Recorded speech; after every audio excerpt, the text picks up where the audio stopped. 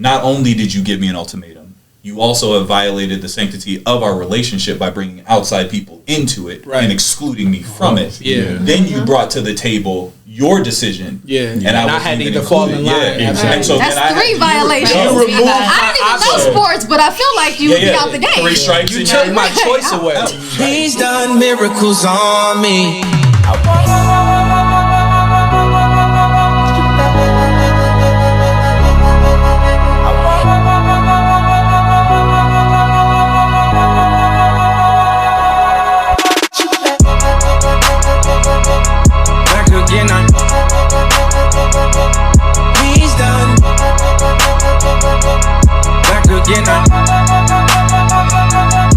He's done miracles.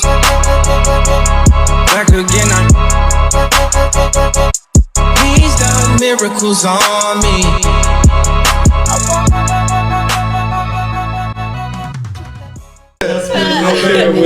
Doc, part 2, what you got? Alright, so part 2 of that question was, most of the times when we hear ultimatum, which we already touched on, it's about marriage, right? However, they're deeper. So have you ever heard, this is the question, any of these and or anyone in your life, and then what are your thoughts, feelings, whatever. So if you don't do what I want, I'll leave. It's me or this job. So whether it's your job, your passion, etc. They're examples. Stop it. If you mess this up, then we're not having sex, because that is an ultimatum. I was gonna bring that up earlier, because when we started talking ultimatums, I was like, sex is a weapon, but I was like, I'm gonna see where it goes. Right. We might keep it up there. Just do it. We can segue to and then just the last one, so I'll try not to make too many examples. If you loved me, you would then do this. So you must not love me. What was, one more time, what was the actual question? Have you heard any of these or has anyone in your life came to you like, they came with me with this? And heard them, I've lived through one of them. With that. Was it the sex one? The sex one? Absolutely. Absolutely. Yeah. But because I was also new to relationships, I had to literally pray, and I took it to God because I was already with this person for a while and we were sexually active in this relationship. And then she took it, so this was the first violation. She took this aspect of our relationship outside of us to her friend group, and they were like, if you keep having sex with him, he won't marry you. So she brought it back to me, and she was like, I don't feel comfortable with us still being sexually active. And so me not wanting to be the immature version of myself, I was like, I'm not going to respond to this clear ultimatum the way I want to respond. Like, all right, I'm going to go talk to Jesus. So I prayed on it. Then I talked to my pastor. I prayed on it again. And I came back and we sat down and I let her know that I was willing to weather this storm, to give it a chance. Like, I wanted to be open to it. Right. But what I realized in that moment was it was such an intense violation for me that it had hit a non-negotiable for me. Not only did you give me an ultimatum, you also have violated the sanctity of our relationship by bringing outside people into it and excluding me from it. Then you brought to the table your decision. And I had to either fall in line. And so that's three violations. I don't even know sports, but I feel like you would be out the game. 3 strikes. You took my choice away. Right. And so then I was like, oh, okay, but you cannot weaponize sex in your relationships. And I also believe that it's an extremely important thing for even women that are like, I'm not going to have sex with someone, like I'm not going to sleep with this person I'm dating for 90 days, right? Enroll them in that process. Like, communication is necessary. So now he has the choice to go, am I willing to wait 90 days? Or people who are like, I'm going to not have sex until marriage. Enroll me in it. That's so it. then you know if I'm in it, I'm in it, and if I'm not, I'm not. But I have that choice. Absolutely. Right. And vice versa, right? Like, Absolutely. I think it's just, and I got friends who are in marriages right now, and sex is being weaponized, and they're like, "Yo, it's been months," and because I've always wondered, like, "Yo, how you get got married, in-house and yo, you can't get yo, Jesus, like you here? You got in-house, you naked and wet out the shower, and the answer is no. I'm gonna roll over and there's cheeks right here, and I can't. What? May it never be. What? And May it never be. What? No. May it never be. And months, and I'm like, yo, how? And then you realize that all of these things that we've talked about are not happening though. communication, the respect, the immaturity, the love, the hey, this is what I'm struggling with, the grace, none of that's happening for people. And now at my age, I'm like, damn, these were things that I didn't know before. Now I'm blessed, like I'm equipped with it, and they'd be like, all right, baby, like this is where we're at. Like, how do you feel about this? Because we gonna make it. I don't know, but it's an enrollment conversation as opposed to not you gonna let me smash or I'm leaving or I'm gonna sleep with my secretary or it changes everything. But I think it's just such a huge violation because we remove our partner from the process. It absolutely is a terrible means of control, and it's selfish. And I don't mean to say, I mean, it could be vice versa. You could be king dingaling and withholding on your wife for all that matter. Like anybody who's withholding for the sake of shaping another person's behavior is selfish. Absolutely. Where's the communication? Well, I've been communicating. No, you've been talking. Stop talking. Have you been communicating? Have you actually shared with them the real root of why this bothers you? Why you're upset about said activity that causes you to be like, well, I'm going to get their attention by creating a desert in a dry place or whatever. And my whole lost that whole analogy. Create a desert in a rainforest. Why a rainforest become a desert? Rainforest. Because okay, here's what happened. In my head, wet place was the only thing, and I'm like, I can't say wet place. You could have said Oasis. Yeah, but I thought Oasis too. But it would have been the other way. I was lost in it, and I was like, I just don't want to say that part out of the video. I just don't want to say wet place. So it doesn't in a wet place. Gosh, she thought that through. You know what I'm saying? In any case, good juice. Anybody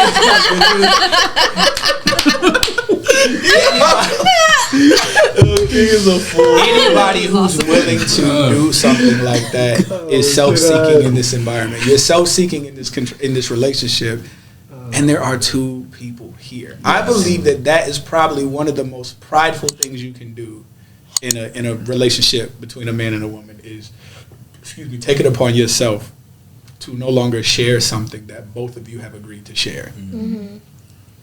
I think that's the epitome of any of that interaction. It could be food, it could be card games, whatever it is that y'all get down with.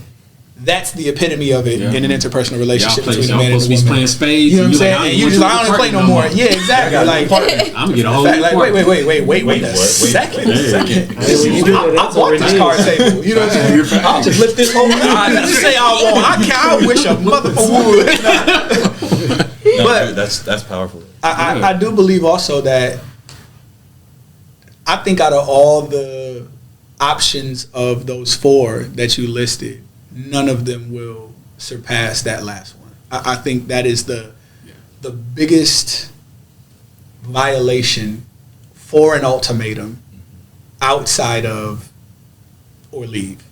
You know what I'm saying? Me or your job, I can see where that comes from. I can see how a woman would feel that she's being deprioritized. Well, reversed, I've been given that with school. Say again? I said I've been given that reversed with school. So like, yeah. You were running a daycare. Yeah, definitely had. Definitely had. Should have been charged young men. a week. They were definitely young men. They were definitely young. Doc was babysitting. I don't know how old the child was. The person was. I'm gonna say this. I'm sorry, but I want to throw this out for me because there's no more juice. It's gone. The juice is gone. I got a little bit of ice. But I've never had somebody say your job or me. But being in the aspect of running a business and done multiple things over and over again, it's always been a point where most people do the thing that y'all talked about. Like they start acting different. They start acting funny. They start shifting. Like nobody ever gives the conversation because I'm not going to lie. Running a business is very hard. It's a lot of time. And you see why a lot of people like relationships, be multiple marriages and stuff like that, because I believe you got to really choose the right person who's going to be in there, because there are going to be some times that some people feel neglected and things of that nature. And I was like, well, I remember it was at one time I was working so hard I could only do FaceTime dates. I was sitting there like, look, I'm doing it on the move, like, yo, while we talking and stuff like that. And I've seen a lot of people fall off, but that's actually a good thing because unlike Shannon, I don't say rip violently, but I'll say reveal, remove, and expose. Which is the same thing. Yeah. But the one thing that I can say to the ladies and the people and the men that do rip violently or reveal, remove, expose is not going to always be the way you think it is. Like, you're just going to leave. No. You might become the villain. It might be hard. Yeah. Everybody might be okay with however that plays out. Yeah. However it is, you have to be okay with it because it's for your betterment. Like I said, like, you know what I'm saying? As much as my children wanted me and their mother to be together, who I am today is not the same dude I was when we got married. I was probably 21 at the time, right before I met Marcus, before we got married, when we moved out here. Yeah, so it was like, yo, I was a young man. Like, I didn't really know. I saw a pretty face and stuff, and I was like, okay, I'm talk to her, you know what I'm saying? And but when you start growing up, you start making decisions, and life starts changing. You start reading, you start evolving. If that person is not in line with you, you know what I'm saying? You start seeing things being different. And it's very hard, like I said, once again, for somebody to support a vision. So when I believe long as people's visions can merge together, because sometimes some people feel like they just got to jump on or feel like a chore, like you said, when they're on there. But you got to understand that at the end of the day, it's what's best for the future as a whole. Whatever you're doing, what are you doing to make sure that the future is going to be better for the next generation? Right. And sometimes I feel people in a relationship, I'm not going to say feel, I understand the fact of the minute your relationship sacrifices is when you start doing things for self. Yep. Like, as soon as you start thinking about the other spouse or your children and stuff like that, everything starts working. Right. But as soon as the minute you get selfish in that moment, and I've witnessed it myself, I was like, dang, everything is just going away because I'm talking me. But when I'm looking at we, when the other person gets selfish, French. Yeah, I can sing in French. You know what I'm saying? You know, I get it in. So, but at the end of the day, cinema said we can. You know what I'm saying? I don't know what I just said. Something about the movie. But so what I've really realized in my own experiences is that selfishness. And a lot of times, man, when I do my rip violently, reveal, remove, expose, I'm not praying the person gone. I'm praying the division gone. Correct. Exactly. I'm praying the chaos gone. But if you're attached to it, right? If you're more aligned with it than me, then you will also get departed with it by default. Like, you didn't want to let it go. That's it was sitting there. It's like that Arabian night rug. It's tugging. You ain't gotta go for the ride. You ain't got to. You know what I'm saying? I don't know if I shared this with y'all before, man. But if I did, stop me, man. But I was engaged to a girl when I was still in the Army, and long story short, he already know. Yeah. No, but I was 24. You know what I'm saying? How many years? When we broke up. Not when you met her. What? How many years were you in the Army? Oh, how. I knew her from childhood. Context, Yeah, my bad. Right away. So I knew her. Yeah, we grew up together. And I went home on leave one day, and we just kind of started to spark and hit it off. Long story short, we didn't work out. Dope person. You know, neither one of us cheated. Nobody was lying. It just wasn't in alignment. And I thank God for it. Like, in retrospect, like, yo, my life is dope. I love my wife, my kids. We great. Like, I'm smooth. So, anyway, after we broke up, we had a very amicable breakup, but I was still very heartbroken. I was very attached to her. I asked the Lord one day, what'd you say? What'd he say? What'd he say? You ain't never lied. I said she put it on. After we broke up, I had a dream. We probably been broke up like 2 or 3 months. That was funny.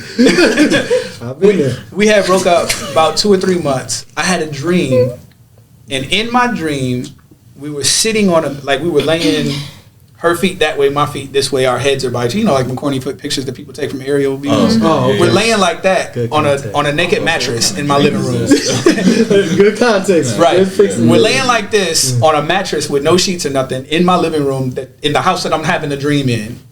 And Where's your sheets? It's my dream. I don't know. I can't control it. Very telling dream. So that's the important detail of the dream. Yeah, where the mattress was clean though. Well, that's good. So anyway, she sits up, Undertaker style, sits up, and she was like, I heard it in my head too, like, dong. She sits up and she's like, oh my goodness, okay, fine. I slept with somebody else, and I woke up. That was the dream. So I asked the Lord, I'm like, what in the world was that? And he was like, she's been with somebody since y'all broke up. And I'm like, dang, man, I'm over. I mean, like, I don't want her, but I ain't moved on at all. You know what I'm saying? Like, God, dog, I ain't thought about another girl. I'm over here watching TV, eating pizza. Like, so I call her. So listen, so I call her. And I'm like, hey, listen, I got to ask you something. I said, hey, you been with somebody else since we broke up? She was like, why? So I already knew. I knew her well enough that her yeses were very direct. Mm-hmm. So I'm like, okay, well, let me find a way to get to this. Yeah. So eventually, she was like, well, yeah. And I'm like, she's like, why would you ask me? I was like, because the Lord told me. I just wanted you to confirm it. I was like, I had a dream last night that you told me you've been with somebody. Then I went to, more deep. Now I'm heartbroken. So I'm like, why? Who was it? Do I know him? Yeah. That night, I spent the rest of that day feeling like we had just broke up again on the first day. And I asked the Lord, I said, Lord, remove all of this from me. I don't want to care where she at.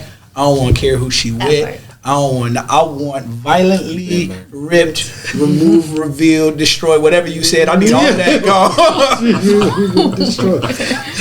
I'll use that.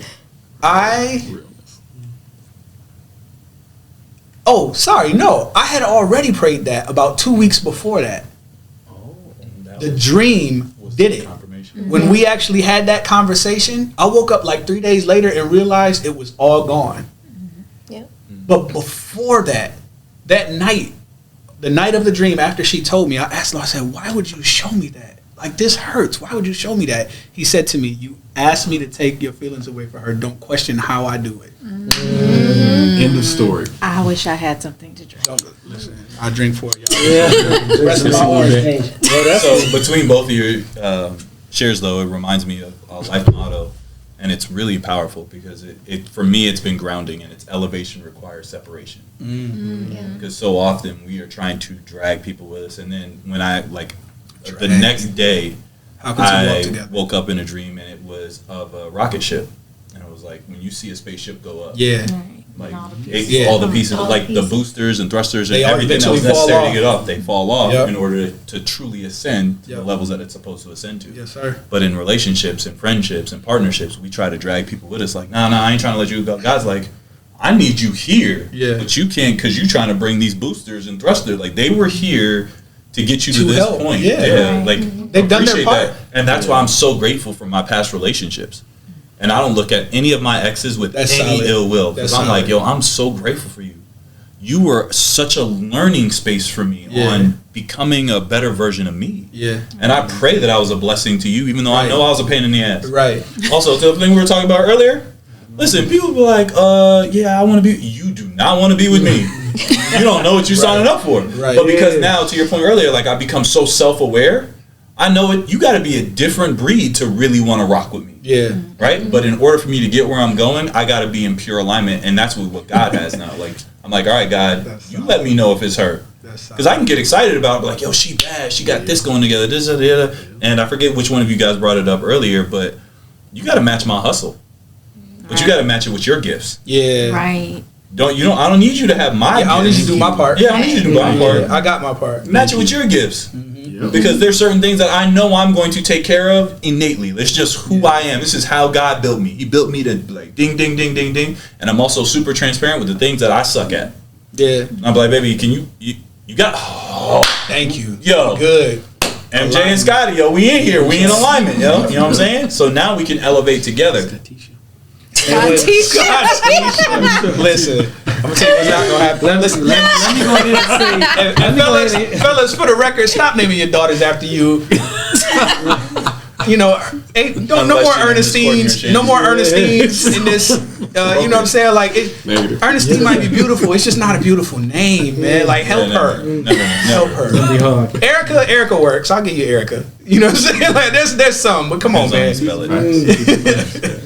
But another thing that I want to just add and hop on Marcus ship, as we should say. I was like, because there's a two-seater in the rocket ship. You can hop, get 2 people in there. Oh yeah, I'm trying to go to the bars. So your rocket ship. But anywho, first thing on that, what I've learned as well in this is that if you go alone, you get up there fast. When you come back down, you can literally put another person in there and show them how to go straight up the same way a lot faster. So a lot of times you got to experience it and leave some people, but give an opportunity back. You know what I'm saying? Not a hand out, but a hand up. Right. So that's what I always like, because that's one of the things he did for me. Most of my business, like all the business I learned, was when I was, you know what I'm saying, connected with him in Herbalife. Like a lot of marketing and stuff like that. A lot of that stuff I learned, you know what I'm saying, from him. So I appreciate. Shout out to Living Legacy Auto. Shout out. It's nonstop right now. Blossoming business. I love it, man. It's going crazy right now. Shout out to my sis Song for always, you know what I'm saying, being in there. And that's going to be my next thing I'm going to talk about with MJ. Well, just add to what he was saying, is that when you get 2 people in here, I realize God starts bringing other people in the outside. Yeah. Shout out to Darius too for this. Facts. This is another thing. Yeah. We appreciate that. And Song getting this to the next level. People got to understand with your spouses, when you're growing, that when there are other people that come into the mix for it, they are not your competition. They'll never take your spot in the life of your mate. They are there to help the vision grow. And I think sometimes people get jealous because this person has a gift that spouse does not have. And that's okay, because at the end of the day, it grows the whole kingdom. And everybody's growing together. And that's all I want to just pretty much put on. But that goes back to like what's for you is for you and will never pass you, will never miss you. What God has for you is already aligned out for you. So if you're sitting here looking at somebody else's grass, you're never going to get your blessing. Right. And if you are with the right, go ahead. Yeah. If you're with the right person, they're going to support and like they're going to jump on the team with you. Like, oh, I'm so happy this other person came in and could do what I couldn't do for you. And that's what I was going to say. But I think it's really important that you keep your partner enrolled in the process. The communication is a high level. Don't just expect them to support that new person. That's the thing. They know that person's role. They know what that person's bringing. They're a part of the enhancement. Because, ladies, this is something that I think is very true, and every man on this panel will edify. We understand that your intuition and your God-given ability to see things that we cannot see is a blessing. We would love to enroll it, but when you bring it and you project it towards us or against the vision, we're now out of alignment.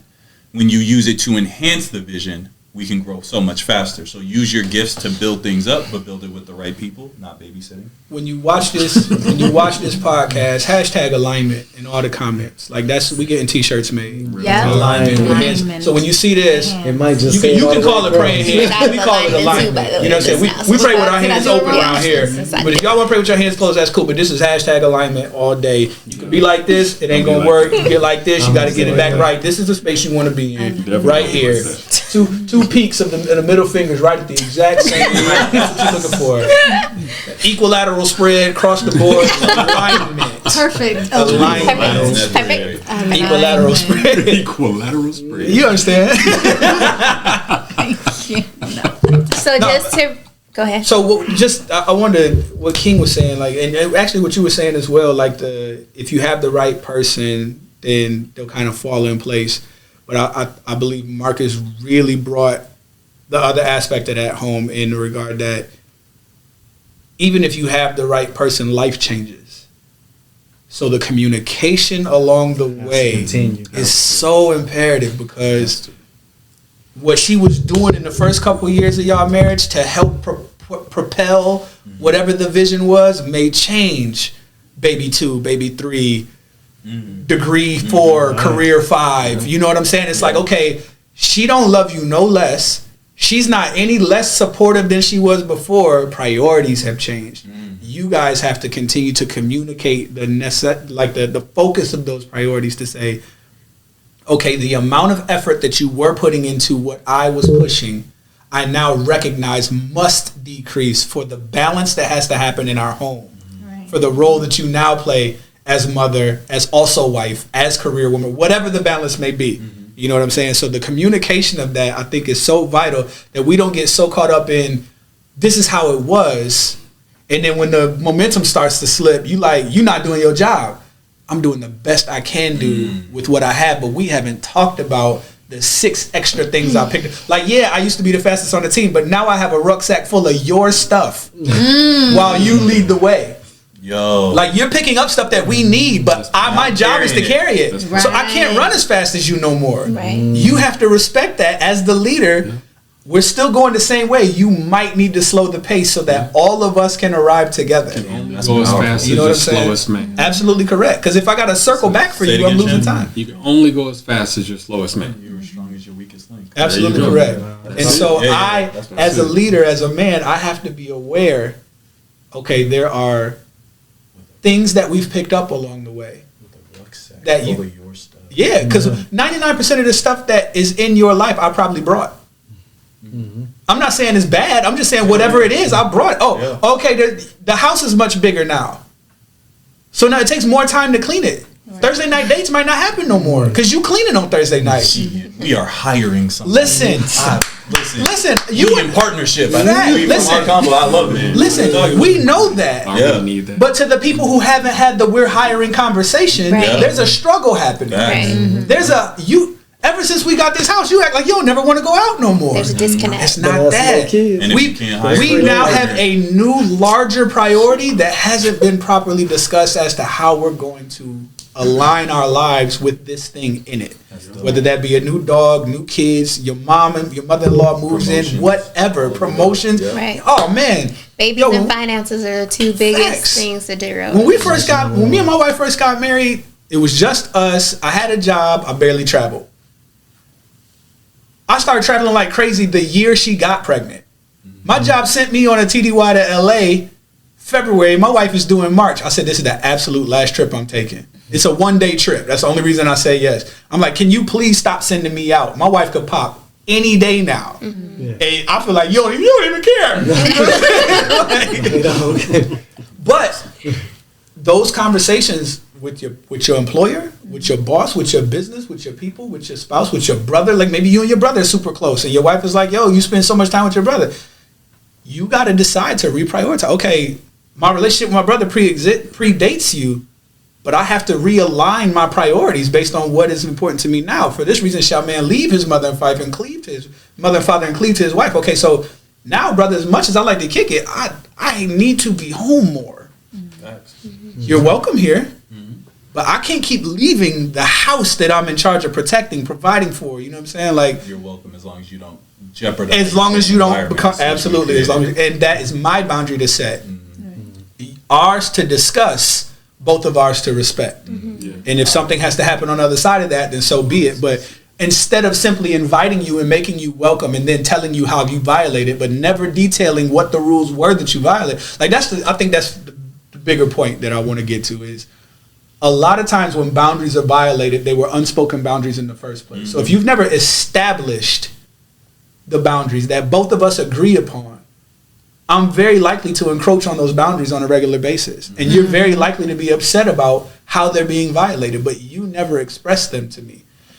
Excuse me, or I never expressed them to you. And this goes for any interpersonal relationship. Like I tell people all the time, one of the biggest mishaps in interpersonal relationships is unspoken expectation. I expect you to be X because I'm X to you. We never agreed on that. If that's what you expect, say it. And give me the choice to align myself with that. Enroll me and let me decide whether I want to join that part of your life or not. Yes, I'm down to be this for you, that for you. I can't be your 911. I'm already maxed out on the list of 911s I am for people. I respect that you would be my 911, but I don't have the capacity to also be yours.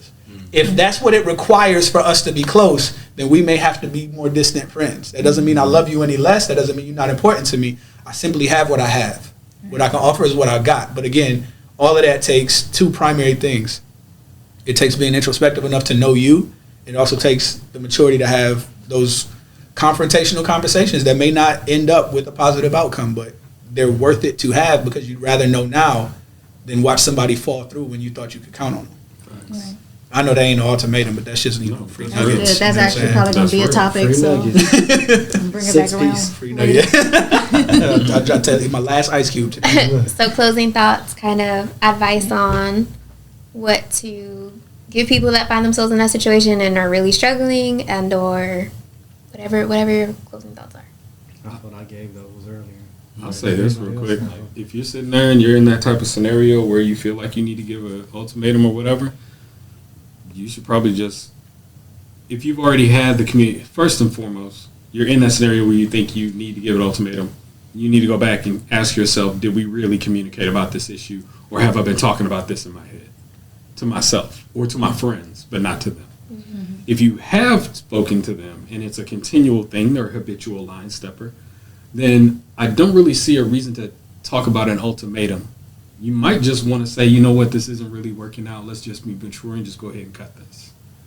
Or if you feel like it can be salvaged, maybe we need to get counseling. Maybe we need to do something like that.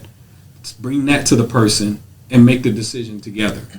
Once again, everything in this whole scenario and most scenarios in relationships come down to, have you communicated appropriately and properly about the scenario? And if you have not, do your best to communicate with it.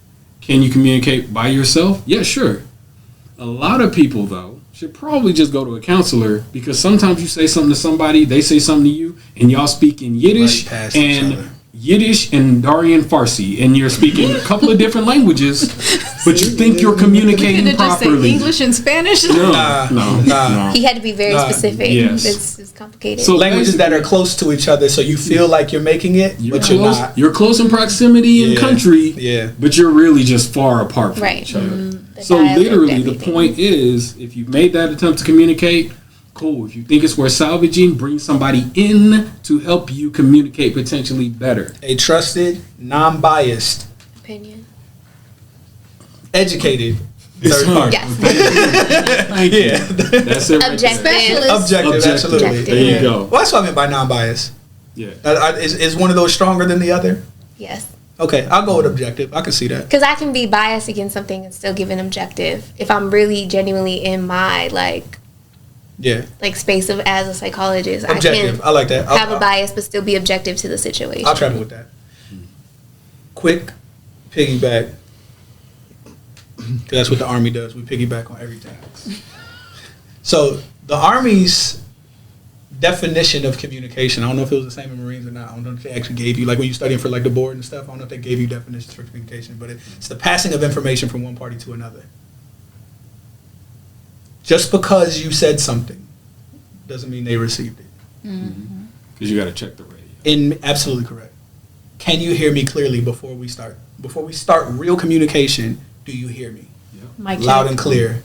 Yes. Okay, do you hear the way that I communicate? Are any of my words, letters, style of communication, metaphorically, is any of that not coming through in a way that you grasp, that you're not sure that you really grasp what I was saying? You're coming Establish broken that. and unclear. Absolutely Repeats. correct. They're static. You know what I'm saying? Over communication. Absolutely. And so the comprehension over what? Communication. See, it's so imperative that you take the time to recognize whether you're saying what you're actually saying. I had a conversation where the person was expressing a lot of fear. And we had the conversation 3 times. And the third conversation, I was just like, I'm pulling my hair out because I've been saying the same thing over and over to address what you're saying. But I didn't hear what the issue was because they hadn't said it. They kept talking things, symptoms. I asked God, I said, show me their heart. Show me what they're actually saying. The 4th time we had this conversation, I'm like, there it is. I spoke to that thing and we never talked about it again. I had to take the onus to find out what they were trying to say. So for ladies, what I'm really trying to get to you is, do your best to not make us figure it out. I believe that a lot of ladies want guys to read between the lines because to you, that shows how much we care, that we took enough time to decipher what you were hinting at. You're wasting your time. You're hurting your feelings. You're wasting our time. say it. Whatever it is, say it. I'm scared that X is going to happen. I can speak to that. I can't speak to why I golf so much. Because if I speak to why I golf so much, you're still scared. Say it. Whatever it is, say it. Men are very direct. We don't do hints. Oh, well, I was really disappointed with, my gift for Christmas because I thought you was going to get me that bracelet that I, why? Well, because every time we walk past Zales, I was like, ooh, that sure is a nice bracelet. And I thought why didn't you just say, buy me this bracelet for Christmas? You want me to be, you're doing these things to try to help guide me into a romanticism that just may not be the way my romance operates. If you actually want the bracelet, if you care more about getting the bracelet, then ask for the bracelet. If your feelings are going to be hurt that you didn't get the bracelet, ask for the bracelet. If you want the romance, ask for romance, and then tell me what you deem that romance consists of. Mm-hmm. I would really like for you to get us dressed up, take me out on a date once a month. I'm talking about nice stuff. Get me in an evening gown. I want to go to a good restaurant. I want doors open, the whole nine. Say less. And let me make a caveat though. That calendar, all because you went into that whole thing of these are the things specifically that I would like. And I definitely said real quick. You see what I did? Yeah, I know. We knew. That doesn't mean you're sunning them because you have to explain those things. Facts. That doesn't mean that. That literally just gives us a framework to work from. Because once you say, I want to have a nice date, I want everybody to be suited and booted, I wanted this, that, and the third, cool beans. You didn't tell me where you wanted to go. You didn't tell me how you wanted to get there. You didn't tell me whether you wanted to be at a hotel room afterwards. You didn't tell me all that stuff. I will make up the rest as we go. But there's this little foundational piece that you might need to get across to me first. Yes, get that piece across, and then I'll run with the rest of it. Same thing I say with relationships. You don't have to run up to me, and this is just to me. Some other guys may be different. You would not have to run up on me and be like, hey, I want to go out with you. I want to this, that, and the third. Hey, I want to go out on a date on Thursday. I'll pick you up at 7, da-da-da-da. I'm not going to respond to that. It is what it is. It just is what it is. It is what it is. But if you go ahead and you just come up to me, maybe show a little interest. Hey, what's that? Okay, what you drinking? Okay, that's good. You looking good today. Okay, cool beans, blah, blah, blah. All right, then. I'll talk to you. Give me that little look that I know means holla at me. Oh, it's over. I got this. I got it from there. Foundational. Give me the foundational. I will take care of the rest. So, in essence, that's the only hint I guess we do. I just said no hints, but you understand that. You also don't want to be the girl like, yo, you fine, son. Dead ass beat. Yo, dead ass beat. But yo, your mother look like her teeth don't look at those Tim's beat, but that's yours look good though, son. Something that's been a game changer for me, and I'm telling everybody I know to read the book Men Are From Mars, Women Are From Venus. That's a really good book. Like I'm rereading it right now, and I'm hearing it from a space that I never thought possible, because now it's giving me an opportunity to be enrolled in the conversation with women instead of being frustrated with their lack of communication clarity. Yeah. So now I'm like, all right, that's where the can you give me context came from? Yeah. It was like, oh, you just talking. And for men, we're listening for the solution. Like, all right, give me details so I can give a solution. And a lot of times women just want to talk through it to feel heard. Yes. And so I was like, oh, snap. Sometimes I just got to endure this conversation. But you ask. But it's easier if you prepare yourself. If you say, hey, are you looking for answers? Or are you looking for somebody Sometimes that works. Yeah. Because sometimes women, and when the book breaks it down, it says women like to just talk, and their talking makes them feel heard. Yes. And sometimes, like, you don't even have to be an effective listener. Yep. Just let them get it out. Just let them get it out. Like, they want to talk about their day. You'd be like, all right, baby, well, here, let me finish what I'm doing, and I'm all ears. Yep. I'm all ears. Yep. Right? This book has been a game changer. If you have not listened to it or read it, I promise you it's a game changer. But in that same respect, now I do ask women in my life, like, as they're going through it, I'm like, can you, like, tell me what this is about? Then I can let you know if it's something that I can even be attentive to. Yeah, if I can give you the proper attention for something of that magnitude right now. That's so good. there's going to be times, ladies, where the men in your life, they need to know, like, I love movies. Love them to death. I know what the hell my movie's about before I go watch it. I can watch a commercial. I can watch 3 seconds of a movie and be like, no, I'm not watching that shit. Hands down. I see a preview, I'll be like, I'm not watching that shit. Somebody be like, yo, it was fire. I'm like, you're a liar. I saw what it was about. I've never seen, what was it? What's Eating Gilbert Grape? I've never seen it. Never seen I don't it. even know what that. It's an old movie. It's an old movie. But I saw the title and I saw the cover. I was like, I'm not watching. I think Leonardo DiCaprio was like early, like it's one of his early movies. And I remember people were like, yo, that movie's so fire. That movie's so fire. It predates you. I saw it for a moment and I was like, no, I'm not doing it. To be fair. Disrespect. But even, you want to go more recent? The Thor, Love and Thunder. I heard it was horrible. And Nope. Oh, The present movies right now. That like I saw the preview and I was like, Nope. But that's as a man though, like sometimes ladies, you gotta be willing to give us the, this is why books are like really dope. You can go to the back of the book and go, oh, this is I need what the it's conclusion about. up front. Do I want to read this book? So ladies, there's gonna come times where the men in your life are gonna be like, yo, can you just like tell me what's up? What happened at work today? What your boss do to you today? And then you be like, yeah, my boss was real disrespectful, blah, blah, blah, blah. Now you can tell him how your coworker was wilding out in the break room and all that. Like, what led up to it? Yeah, because now I know that the issue with your boss isn't something that I need to address. Fix. Yep. Exactly. I'm at peace now knowing that you just want to tell me you had a rough day and I can be all ears. Right? It's just we're progressing. That's it. Yeah. I like that. That's it. I like that. We're working on our alignment. Yeah. You know what I'm saying? Working on alignment, working on our context. Good job. Yeah.